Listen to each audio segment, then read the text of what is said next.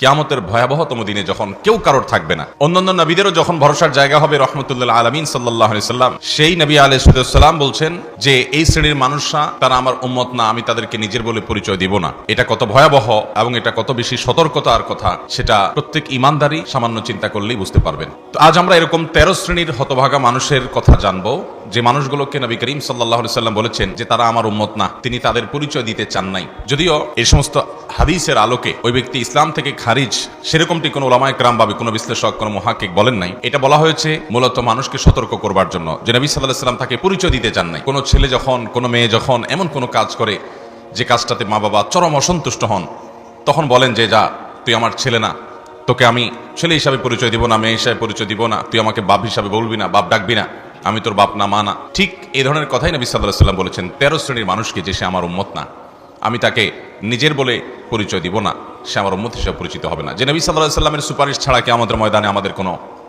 গত্যান্তর নেই। যে নবী সাল্লাল্লাহু আলাইহি সাল্লামের হাউজে কাউসারের পানি পান করা ছাড়া তৃষ্ণা নিবারণ করবার ব্যবস্থা থাকবে না। সেই নবী সাল্লাল্লাহু আলাইহি সাল্লাম যদি বলেন যে আমার না, এ লোককে আমি চিনি না, এ আমার উম্মত না, তো তার চাইতে হতভাগা, তার চাইতে কপাল পড়ার কে হতে পারে?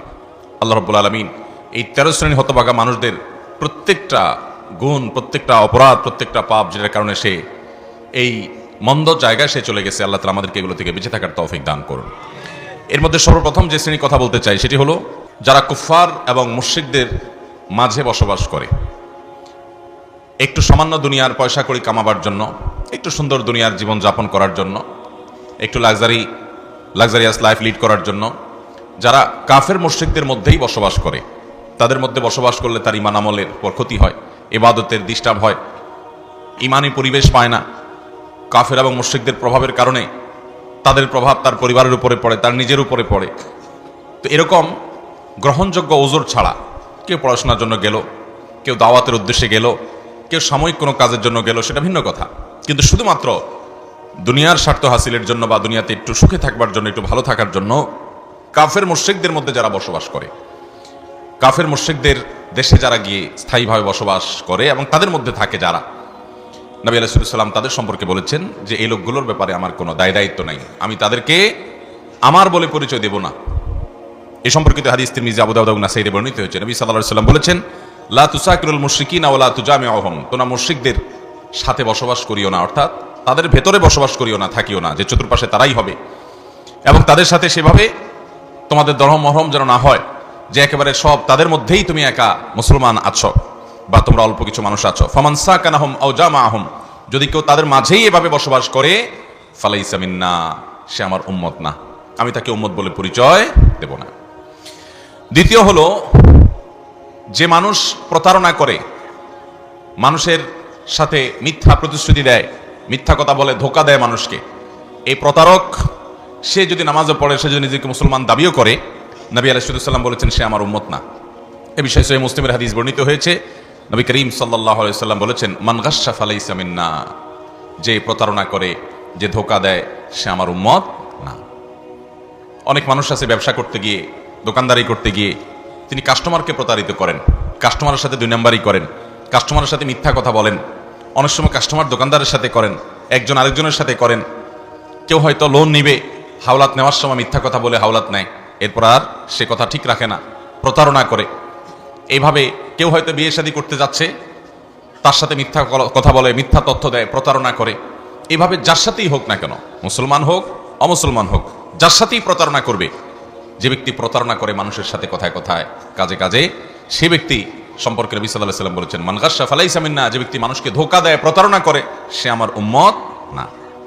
নাম্বার 3, যে ব্যক্তি ছোটদেরকে স্নেহ করে না, বড়দেরকে শ্রদ্ধা করে না, ওলামায়ে কেরামের মর্যাদা রক্ষা করে চলে না, নবী আলাইহিস সালাম তাদের সম্পর্কে বলেছেন যে সে আমার উম্মত না। এবং এই সম্পর্কে মুসনাদ আহমদে হাদিস বর্ণিত হয়েছে। নবী আলাইহিস সালাম বলেছেন, মান লাম ইয়ারহাম সাগীরানা ওয়া লাম ইউআক্কির কাবীরানা, যে ব্যক্তি এই উম্মতের ছোটদের প্রতি মায়া মমতা নাই, স্নেহ নাই, দয়া নাই, তাদের প্রতিও জুলুম অবিচার করে, আবার বড়দের প্রতি সম্মান নাই, শ্রদ্ধা নাই, এহতেরাম নাই, ইজ্জত করে না, তাদেরকেও যাতা আচরণ করে তাদের সাথে। এবং ওলামায়ে কেরামের যে মর্যাদা, আলেমরা নবীগণের ওয়ারিস, তাদের অনেক মর্যাদা, অনেক হক আছে, এ সম্পর্কে যে আর খোঁজ খবর নাই, এগুলো জানে না, আলেমদের মর্যাদা দিতে জানে না, যে এই লোকগুলো সম্পর্কে নবী সাল্লাল্লাহু আলাইহি ওয়াসাল্লাম বলেছেন এরাও আমার উম্মত না। নাম্বার 4, যে ব্যক্তি মুসলমান হয়েও অন্য ধর্মাবলম্বী মানুষদের বেশভূষা গ্রহণ করে, তাদের মতো পোশাক আশাক পরে, তাদের মতো কৃষ্টি কালচার ধারণ করে, তাদের যে চাল চলন আছে, তাদের যে লাইফস্টাইল আছে, তাদের সব কিছুর অনুকরণ করে, অন্য ধর্মাবলম্বীদের এই কৃষ্টি কালচার সংস্কৃতি ইত্যাদির যদি অনুসরণ করে, নবী সাল্লাল্লাহু আলাইহি ওয়াসাল্লাম তার সম্পর্কে একই কথা বলেছেন। এবং এই বিষয়ে তিরমিজিতে হাদিস বর্ণিত হয়েছে, নবী সাল্লাল্লাহু আলাইহি ওয়াসাল্লাম বলেছেন লাইসা মিন্না মান তাশাব্বাহা বিগাইরিনা, যে ব্যক্তি অন্য ধর্মাবলম্বী মানুষদের সাদৃশ্য গ্রহণ করে, তাদের অনুরূপ কৃষ্টি কালচার চলন বলন এগুলো তার ভিতরে ধারণ করে, এই ব্যক্তি আমার উম্মত না। আমাদের সমাজে এরকম বহু মানুষ আছে যে অন্য ধর্মাবলম্বী কাফের এবং মুশরিকদের মতো হতে নিজেদেরকে তারা পছন্দ করে, ভালোবাসে, তাদেরকে অনেক সময় শ্রেষ্ঠ মনে করে, যার ভিতরে আল্লাহর প্রতি ঈমানই নাই, আখিরাতের প্রতি ঈমানই নাই। তো এরকম অমুসলিমদের সাথে সাদৃশ্য গ্রহণকারী ব্যক্তি, এই সম্পর্কে নবী সাল্লাল্লাহু আলাইহি ওয়াসাল্লাম বলেছেন সে আমার উম্মত না।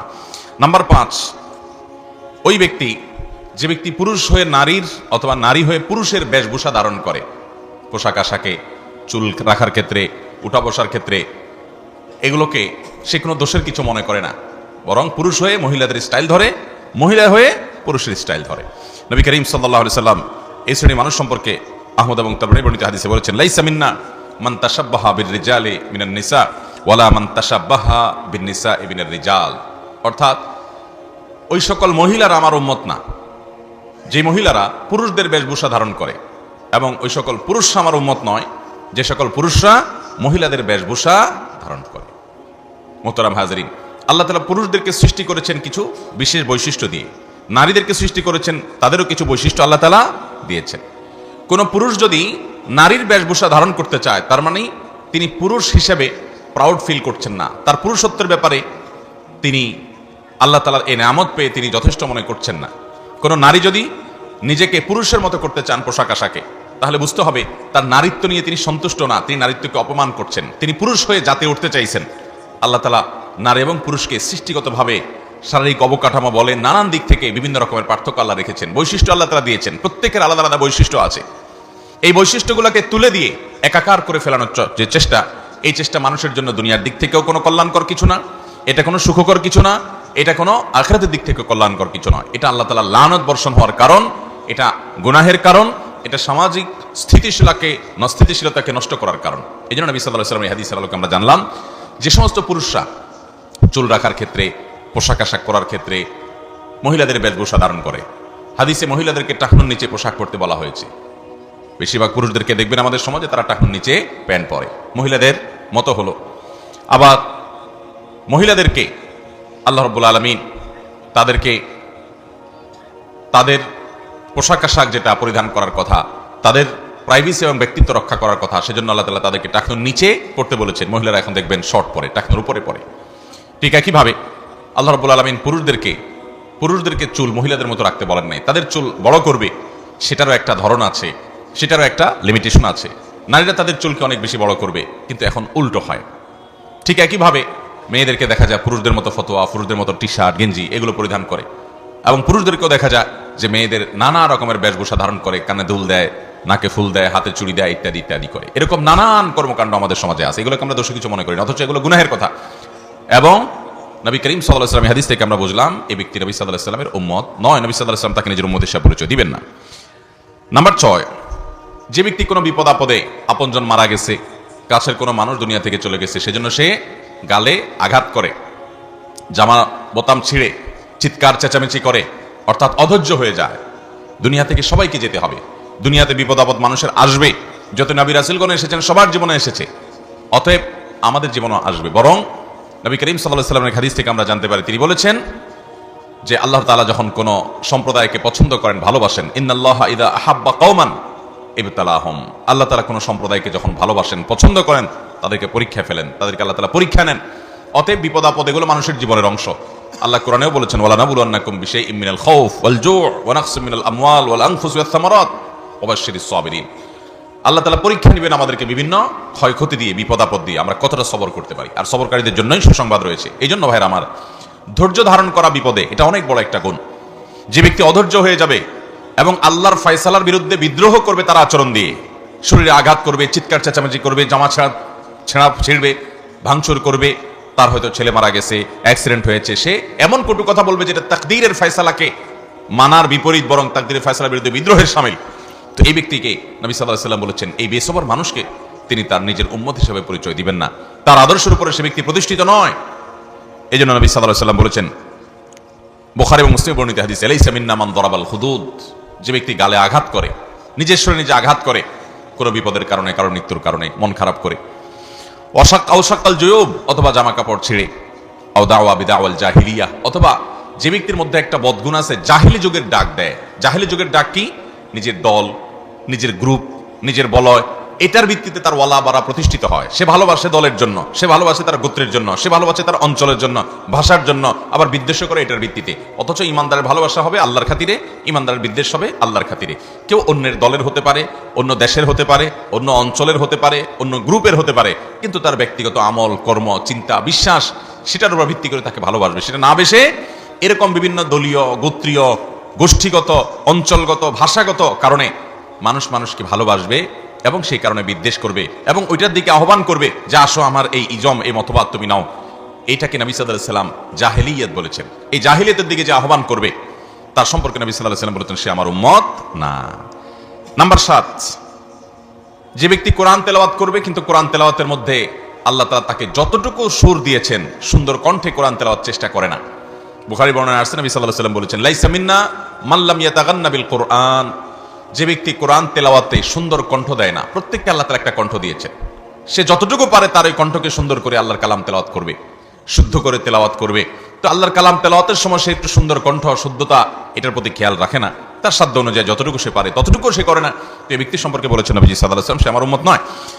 8 নম্বর হলেন ওই মানুষ যারা মুসলমানদের সঙ্গে লড়াই করতে আসে, মুসলমানদেরকে আঘাত করে, দলীয় কারণে, রাজনৈতিক কারণে, আর্থিক কোনো স্বার্থের কারণে, অঞ্চলগত কোনো কারণে, যে কারণেই হোক না কেন, যে ব্যক্তি কোনো মুসলমানদেরকে অস্ত্র ত্যাগ করে, কোনো মুসলমানকে হত্যা করার জন্য উদ্যত হয়, অস্ত্র ব্যবহার করে, মুসলমানের উপরে চড়াও হয়, আক্রমণ করে, তাহলে সে ব্যক্তি সম্পর্কে নবী সাল্লাল্লাহু আলাইহি ওয়াসাল্লাম কথা বলেছেন সে আমার উম্মত নয়।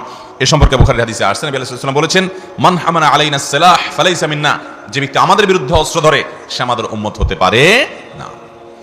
নাম্বার 9, যে ব্যক্তি কোনো গণকের কাছে যায়, কোনো কবিরাজের কাছে যায়, সে গণক কবিরাজ তাকে ভবিষ্যৎ সম্পর্কে বলে দেয় এবং সেগুলোকে সে বিশ্বাস করে। অথবা কোনো জাদুকরের কাছে যায়, ব্ল্যাক ম্যাজিশিয়ানের কাছে যায়, কবিরাজের কাছে যায়, জাদু টোনা করে, সেটা কাউকে ক্ষতি করার জন্য করে, অথবা কাউকে কাছে টানার জন্য করে, আপোষের জন্য করে, কিংবা শত্রুতা করার জন্য করে। এই কাজগুলো যারা করে নবী সাল্লাল্লাহু আলাইহি ওয়াসাল্লাম তাদের সম্পর্কে বলেছেন সে আমার উম্মত না। তিনি বলেছেন, লাইসা মিন্না মান তাতায়্যারা আও তুতায়্যিরা লাহ আও তাকাহানা আও তুকুহিনা লাহ আও সাহারা আও সুহাইরা লাহ, যে ব্যক্তি গণকের কাছে যায়, যে গণকের সাহায্য নেয়, অথবা কোনো কবিরাজের কাছে গিয়ে তার সাহায্য নেয়, সে তাকে ভবিষ্যতে কি হবে সেটা বলে দেয়, অথবা জাদুটোনা করে কোনো জাদুকরের কাছে যায়, যার কাছে যায় সে আর যে যায় সে, এই উভয়ের জন্য একই কথা প্রযোজ্য। নবী সাল্লাল্লাহু আলাইহি ওয়াসাল্লাম বলেছেন সে আমার উম্মত না। আমাদের সমাজে দেখবেন অনেক বউ তার শাশুড়িকে আপোষ করার জন্য কবিরাজের কাছে যায়, অথবা একজন আরেকজনের বিরুদ্ধে ক্ষতি করার জন্য কবিরাজের কাছে যায়, কোনো মেয়ের বিয়ে বন্ধ করার জন্য অনেক কবিরাজের কাছে যায়, অনেক জাদুকরের কাছে যায়। এরকম যারা যাবে এই মানুষগুলোকে নবী সাল্লাল্লাহু আলাইহি ওয়াসাল্লাম বলেছেন সে আমার উম্মত হতে পারে, এবং এই যাওয়ার কারণে কখনো কখনো ঈমান পর্যন্ত চলে যেতে পারে। কারণ এই ব্ল্যাক ম্যাজিশিয়ান, এই জাদুকরেরা এবং কিছু ক্ষণকালেরা যারা এরকম বিশেষ করে ব্ল্যাক ম্যাজিকের আশ্রয় নেয়, এরা তো রীতিমতো কাফিরের গণ্ডিতে চলে যেতে পারে এরকম পর্যায়ের। আর বাকি যেগুলো আছে তাদের অনেকগুলোই বিদআতের চরম পর্যায়ে চলে যায়। আল্লাহ রাব্বুল আলামিন এই ভয়াবহ বিষয় থেকে আমাদেরকে বেঁচে থাকার তৌফিক দান করুন। তাহলে গণকের কাছে গেলে এবং কবিরাজের কাছে গিয়ে ভবিষ্যৎ জানার চেষ্টা করলে বা কারোর লাভ ক্ষতি করার জন্য ব্ল্যাক ম্যাজিকের আশ্রয়, ব্ল্যাক ম্যাজিশিয়ান বা জাদুকরের কাছে যদি কেউ যায়, তাহলে এই ব্যক্তিকে নবী সাল্লাল্লাহু আলাইহি ওয়াসাল্লাম বলেছেন সে আমার উম্মত নয়। নাম্বার 10, যে ব্যক্তি কোনো জালেম শাসকের সমর্থনকারী হবে, তার দালালি করবে, সে মিথ্যা বলে, সে মিথ্যার পক্ষে কথা বলবে, জেনেও সে ওই মিথ্যার পক্ষে লড়বে এবং তার জুলুমের পক্ষে অবস্থান নেবে, এই সম্পর্কে নবী সাল্লাল্লাহু আলাইহি ওয়াসাল্লাম বলেছেন সে আমার উম্মত নয়। এই সম্পর্কে বাজ্জার এবং তাবরানী বর্ণিত হাদিস আছে, মুসনাদ আহমদে বর্ণিত হাদিস আছে, নবী সাল্লাল্লাহু আলাইহি ওয়াসাল্লাম বলেছেন সাতাকুনু উমারা ইয়াকযিবুন ওয়া ইয়াজলিমুন, একটা সময় আসবে কিছু শাসক আসবে দুনিয়াতে, এরা মিথ্যা কথা বলবে জনগণের সাথে, মানুষের সাথে, আবার তাদের অধীনস্থ লোকদের প্রতি তারা জুলুম করবে। ফামান সাদ্দাকাহুম বিকিযবিহিম ওয়া আ'আনাহুম আলা যুলমিহিম ফালাইসা মিন্না ওয়া লাস্তু মিনহুম, যেই লোকগুলো তাদের এই মিথ্যা কথাকে সত্য বলে মানুষের কাছে প্রচার করবে এবং তাদের জুলুমকে যারা সমর্থন করবে, সহযোগিতা করবে, নবী সাল্লাল্লাহু আলাইহি ওয়াসাল্লাম বলেছেন তারা আমার কেউ না আর আমিও তাদের কেউ না। ওয়ালা ইয়ারিদু আলাইয়াল হাউজ, এবং কিয়ামতের ময়দানে আমার হাউজে কাউসারে তারা পানি পান করতে আসতে পারবে না। ভয়ঙ্কর কথা। এর বিপরীতে নবী সাল্লাল্লাহু আলাইহি ওয়াসাল্লাম বলেছেন, যে ব্যক্তি এই মিথ্যাকে মিথ্যা হিসাবে জানবে, এটাকে সত্য বলে সমাজে প্রতিষ্ঠিত করার চেষ্টা করবে না, জুলুমের পক্ষে গিয়ে সহযোগিতা করে জালিমের সহযোগী হবে না, তো সেই ব্যক্তি সম্পর্কে নবী সাল্লাল্লাহু আলাইহি ওয়াসাল্লাম বলেছেন, সে আমার আর আমি তার, এবং সে আমার হাউজে কাউসারে পানি পান করবে ইনশাআল্লাহ। নাম্বার 11, যে ব্যক্তি যেটা নিজের না সেটা নিজের দাবি করবে, এই মিথ্যা দাবিদার, সে ব্যক্তি সম্পর্কে নবী সাল্লাল্লাহু আলাইহি ওয়াসাল্লাম বলেছেন, সে আমার উম্মত না। আমাদের সমাজে অনেক মানুষ আছে, দেখবেন যে কোনো কিছু দখল করার সুযোগ পাইছে তো দখল করে এবার নিজের বলে দাবি করছে। মিথ্যা কাগজপত্র, মিথ্যা দলিল তৈরি করে নিয়ে কোনো জমি জমা দখল করে সে ওইটার দাবিদার। কোনো জিনিস, কোনো টাকা পয়সা, কোনো কিছু পাইছে তো মিথ্যা দাবিদার, ওইটা দাবি করে সেটা দখল করে আছে। এমনকি লেখাজোখা, বক্তব্য, কারোর লেখা নকল করে আপনি নিজের বলে চালাই দিলেন, কারোর বক্তব্য আপনার নিজের বলে চালাই দিলেন, আরেকজনের থিওরি চুরি করে এনে আপনি সেটা নিজের বলে বললেন এবং ক্রেডিট নিলেন, এটাও এর অন্তর্ভুক্ত। ইমাম মুসলিম রাহিমাহুল্লাহ এই হাদিস যে উল্লেখ করেছেন সেটা অনেকটা এই প্রাসঙ্গিক। এই জন্য সহিহ মুসলিমের হাদিস নবী সাল্লাল্লাহু আলাইহি ওয়াসাল্লাম বলেছেন, ওমানিদ্দাআ মা লাইসা লাহু ফালাইসা মিন্নি। যে ব্যক্তি এমন কিছু দাবি করবে যেটা আসলে তার না, সেই জিনিসটা তার বলে যে দাবি করবে, সে আমার উম্মত না। অতএব এবার ইমানদার, আমানতদার হবে, দায়িত্বশীল হবে। ইমানদার কখনো আমানতের খেয়ানত করবে না। নাম্বার 12, যে ব্যক্তি গোপ ছোট করে না। পুরুষ মানুষ, আল্লাহ তাআলা তাকে গোপ দিয়েছেন, মোচ দিয়েছেন, কিন্তু সে মোচ ছোট করে না এবং স্টাইল রাখার জন্য, স্টাইল করার জন্য মোচ বড় করে। এই ব্যক্তিকে নবী সাল্লাল্লাহু আলাইহি ওয়াসাল্লাম বলেছেন সে তার উম্মত নয়, এবং তিনি বলেছেন, মাল্লাম ইয়াখুল মিন শারিবিহি ফালাইসা মিন্না। যে ব্যক্তি তার মোচ ছোট করে না, গোপ ছোট করে না, সে আমার উম্মত নয়। মোচ বড় বড় রাখে যে, তাকে নবী সাল্লাল্লাহু আলাইহি ওয়াসাল্লাম নিজের বলে পরিচয় দিবেন না। নাম্বার 13, মুসনাদ আহমদ এবং আবু দাউদের বর্ণিত হাদিসের আলোকে আমরা জানি, যারা আল্লাহ ছাড়া অন্য কারোর নামে শপথ করে, সেই ব্যক্তি সম্পর্কে নবী সাল্লাল্লাহু আলাইহি ওয়াসাল্লাম বলেছেন, সে আমার উম্মত না। এই সম্পর্কে হাদিসে আসছে, মান হালাফা বিল আমানাতি ফালাইসা মিন্না। আল্লাহ ছাড়া অন্য কারোর নামে শপথ করা এটা জায়েজ নাই। নবী সাল্লাল্লাহু আলাইহি ওয়াসাল্লাম বলেছেন, মান আরাদা আন ইয়াহলিফা ফালইয়াহলিফ বিল্লাহি আও লিয়াসমুত। যদি কেউ শপথ করতে চায়, কসম কাটতে চায়, কিরা করতে চায়, সে শুধু আল্লাহর নামে শপথ করবে, আর না হলে সে চুপ থাকবে। মায়ের নামে, বাপের নামে, অমুকের নামে, তমুকের নামে, অমুকের মাথা ছুঁয়ে, গায়ের স্টিয়ারিং হুইল ছুঁয়ে, তারপরে টাকা ছুঁয়ে, ক্যাশ বাক্স ছুঁয়ে, দোকান ছুঁয়ে, অমুক ছুঁয়ে, তমুক ছুঁয়ে, কোনো কিছু ছোঁয়াছুঁই না এবং অন্য কিছু নামেও না। একজন মুসলমান শপথ করবে শুধুমাত্র কার নামে? আল্লাহর নামে। তো এই জন্য আল্লাহ ছাড়া অন্য কারোর নামে শপথ করে যে, এই ব্যক্তি সম্পর্কে নবী সাল্লাল্লাহু আলাইহি ওয়াসাল্লাম বলেছেন, সে আমার উম্মত না। তাহলে এই 13 শ্রেণীর মানুষের কথা আজকে আমরা জানলাম, যে মানুষগুলো এতটাই হতভাগা, এতটাই কপাল পড়া, যে মানুষগুলোকে নবী করিম সাল্লাল্লাহু আলাইহি ওয়াসাল্লাম নিজের উম্মত বলে পরিচয় দেবেন না। যে মানুষগুলোকে নবী সাল্লাল্লাহু আলাইহি ওয়াসাল্লাম বলেছেন তারা তার আদর্শের উপর প্রতিষ্ঠিত নয়, এই মানুষগুলো কাফের না, কিন্তু এই মানুষগুলো তাদের এই কৃতকর্মের কারণে নবী করিম সাল্লাল্লাহু আলাইহি ওয়াসাল্লামের এই ভয়াবহ সতর্ক বাণীর আওতায় পড়ে গেছে। এজন্য মুহতারাম হাজরিন, আপনার আমার চেষ্টা করতে হবে যে এই 13টি গুনাহের কাজ, অপরাধ, যে গুনাহের কাজগুলো করার কারণে নবীজি সাল্লাল্লাহু আলাইহি ওয়াসাল্লাম নিজের উম্মত বলে পরিচয় দিবেন না, সেগুলো থেকে আমাদের বেঁচে থাকার চেষ্টা করা লাগবে কি লাগবে না? আমরা কি চাই যে কিয়ামতের দিন নবীজি আমাদেরকে দেখে বলুক, হ্যাঁ এটা আমার উম্মত, আমি চিনি? আমরা চাই কি চাই না? আমরা চাই কিনা যে নবী সাল্লাল্লাহু আলাইহি ওয়াসাল্লাম আমাদেরকে ডেকে ডেকে হাউজে কাউসারে পানি পান করাক? আমরা চাই কিনা? আমরা নবী সাল্লাল্লাহু আলাইহি ওয়াসাল্লামের সুপারিশ চাই কিনা? তাহলে এই হতভাগা 13 শ্রেণীর মানুষের কোনটির মধ্যে যেন আমরা অন্তর্ভুক্ত না হই। আল্লাহ তাআলা আমাদের সবাইকে সেই তৌফিক দান করুন। আমরা আবারও বলছি একটা একটা করে। নাম্বার 1, যেই লোক কাফের মুশরিকদের মধ্যে বসবাস করে, তাদের ভেতরে, তাদের সমাজে, তাদের আধিক্যের ভিতরে বসবাস করে দুনিয়াবী কল্যাণের জন্য, একটু দুনিয়াবী স্বার্থের জন্য, হ্যাঁ দাওয়াতের উদ্দেশ্যে সেখানে থাকে, অথবা সেটাই তার মাতৃভূমি, ওরা এসে পাল্টা দখল করে নিয়েছে, তার ভিন্ন কথা, অথবা সেখানে সে বসবাস করে শিক্ষার জন্য, সাময়িক সময়ের জন্য, জ্ঞান অর্জনের জন্য, কোনো অভিজ্ঞতা অর্জনের জন্য, ব্যবসায়িক কোনো কাজের জন্য, অর্থাৎ কোনো বিশেষ শরিয়া গ্রাহ্য কারণে সে বসবাস করে, তার কথা ভিন্ন। কিন্তু সে মুসলমানদের সমাজ থেকে অমুসলিমদের মধ্যে গিয়ে বসবাস করছে তাদেরকে ভালো লাগার কারণে, অথবা দুনিয়ার হীন স্বার্থ হাসিল করার জন্য। নবী সাল্লাল্লাহু আলাইহি ওয়াসাল্লাম এই লোকগুলো সম্পর্কে বলেছেন, সে আমার উম্মত না। নাম্বার 2, যে ব্যক্তি মুসলমান হয়েও অন্য মানুষকে প্রতারণা করে, মিথ্যা কথা বলে, 2 নাম্বারি করে, চিটারি বাটপারি করে, নবী সাল্লাল্লাহু আলাইহি ওয়াসাল্লাম বলেছেন, সে আমার উম্মত না। নাম্বার 3, যে ব্যক্তি ছোটদেরকে স্নেহ মায়া মমতা করে না, তাদের প্রতি রূঢ় রুষ্ট আচরণ করে এবং বড়দেরকে শ্রদ্ধা করে না, সম্মান করে না, ওলামায়ে কেরামের মর্যাদা বুঝে না, রক্ষা করে চলে না, ইজ্জত করে না, তারা নবীর ওয়াত নয়। নাম্বার 5, যে ব্যক্তি মহিলা হয়ে পুরুষের, পুরুষ হয়ে মহিলার কাপড় চোপড়, পোশাক আশাক, চলন বলন, স্টাইল সবকিছুর অনুসরণ করে, এই ব্যক্তি নবী সাল্লাল্লাহু আলাইহি ওয়াসাল্লামের উম্মত নয়। নাম্বার 6, যে ব্যক্তি বিপদ আপদে আপনজনের মৃত্যুতে গালে আঘাত করে, অথবা অথবা সেরকম জামা কাপড় ছেঁড়াছিড়ি করে, অথবা জাহিলিয়াতের দিকে আহ্বান করে। জাহিলি দাওয়াত বা জাহিলি আহ্বান তার মধ্যে থাকে। জাহিলি আহ্বান কি? যে ব্যক্তি কোনো নির্দিষ্ট কোনো গণ্ডির দিকে আহ্বান করে, তার ভালোবাসা তার বিদ্বেষ শুধুমাত্র ওই দল, ওই গোত্র, ওই বংশ, ওই চিন্তা চেতনাকে ঘিরে হয়, এই ব্যক্তি জাহিলি জিন্দিগি যাপন করছে। ইমানদারের ইমানের দাবি হলো সে সকল ব্যক্তি যার ভিতরে ইমান থাকবে তাকে ইমানের কারণে ভালোবাসবে, আল্লাহর কারণে ভালোবাসবে। হতে পারে সে অন্য ভাষাভাষী, হতে পারে সে অন্য দেশি, হতে পারে সে অন্য অঞ্চলের, হতে পারে তার সাথে অন্য বিষয়ে মত পার্থক্য আছে, কিন্তু সে ইমানদার। দুনিয়াবি কোনো কারণে মত পার্থক্য থাকতে পারে, এমনকি দিনের কোনো বিষয়ে বুঝের মত পার্থক্য থাকতে পারে, কিন্তু ইমানদারকে সে শত্রু মনে করবে না, আপন মনে করবে। এটা হলো ইমানের দাবি। আর ওই সীমাবদ্ধ চিন্তার মানুষ হওয়ার কারণে কখনো কখনো তার সে চিন্তা তাকে জাহিলি মৃত্যুর দিকে নিয়ে যেতে পারে, জাহিলি জীবনের দিকে নিতে পারে। তো এই ব্যক্তি নবী সাল্লাল্লাহু আলাইহি ওয়াসাল্লাম উম্মত না। নাম্বার 7, যে ব্যক্তি কোরআন তেলাওয়াত করে কিন্তু সাধ্য অনুযায়ী কোরআনকে সুন্দর করে পড়ে না, সুর দেয় না। প্রত্যেকে এক রকমের সুর পারবে এমন কোনো জরুরি না, কিন্তু তাকে আল্লাহ যতটুকু তৌফিক দিয়েছেন সেটাকে সুন্দর করে পড়ার চেষ্টা করবে, শুদ্ধ করে পড়ার চেষ্টা করবে। এটা করে না, এই ব্যক্তি নবী সাল্লাল্লাহু আলাইহি ওয়াসাল্লাম উম্মত নয়। নাম্বার 8, যে ব্যক্তি মুসলমানদের সঙ্গে লড়াইয়ে লিপ্ত, মুসলমানদের দিকে অস্ত্র ধরে, অন্য মুসলমানের দিকে আক্রমণ করে, এই ব্যক্তি নবী সাল্লাল্লাহু আলাইহি ওয়াসাল্লামের উম্মত না। এক মুসলমান অন্য মুসলমানের রক্তকে কখনো হালাল মনে করতে পারে না। নাম্বার 9, যে ব্যক্তি গণকের কাছে যায় ভবিষ্যৎ কি সেটা জানার জন্য, ভাগ্য খোলার জন্য। অনেক আংটিয়ালা বের হয়েছে আজকাল, অনেক পাথরালা বের হয়েছে, তাদের কাছে যায় নিজের ভাগ্য খোলার জন্য, ভাগ্যে কি আছে জানার জন্য। কবিরাজের কাছে যায়, তাবিজ কবজ নেয়, কাউকে আপোষ করার জন্য, কারোর ক্ষতি করার জন্য, কারোর বিয়া বন্ধ করার জন্য, কাউকে রোগাক্রান্ত করে রাখার জন্য জাদুকরের আশ্রয় নেয়। এই ব্ল্যাক ম্যাজিক কাজ ভরে গেছে সমাজে।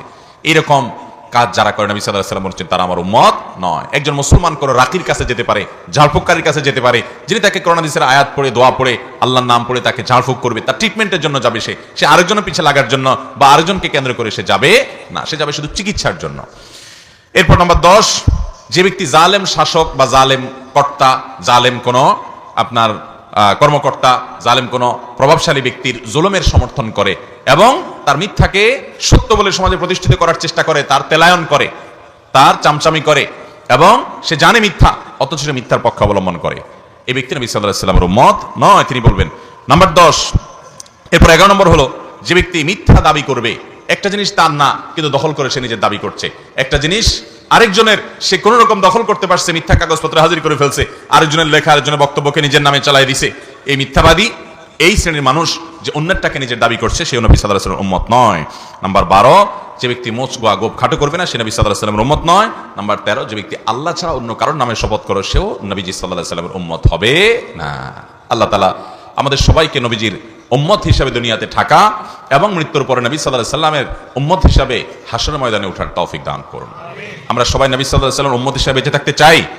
কারা কারা চান হাত তোলেন।